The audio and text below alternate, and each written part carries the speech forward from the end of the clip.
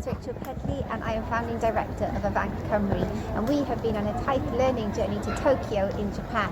We applied because we've been developing breaking resources for schools and colleges and community education, and we know that we've still got some work to do to be able to create a whole resource pack to be able to support learners in Wales to be able to learn more about breaking and breaking culture. And in Japan, with Beagle Ami winning the gold medal, we knew that we'd be able to get really good information to be developing more resources to be able to bring back to Wales and to be able to share with learners in Wales what breaking can offer and what you can gain from being a breaker.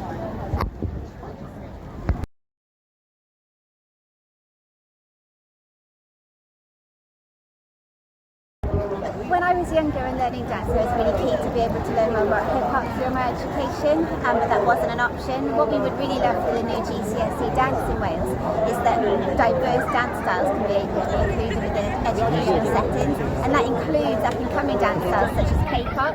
We know that anime is a really popular art style, and we would like to implement that within our hip-hop work.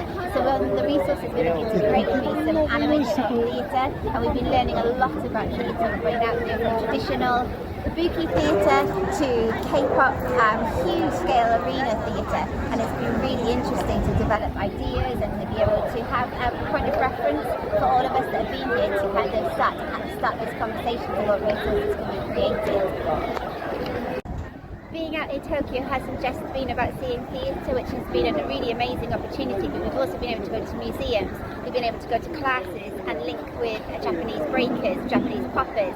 We've also been able to do some katana training, because part of Avant's work is to do a dramatic combat, and the katana training was amazing, being able to sort of look at some history of the samurai, history of ninjas, and all of this will be able to help us embed and create opportunities for some of the storytelling that we're looking to do in the anime hip-hop theatre we wanted to create in the UK. 2, 3. Yes! Let's go. 1, 2.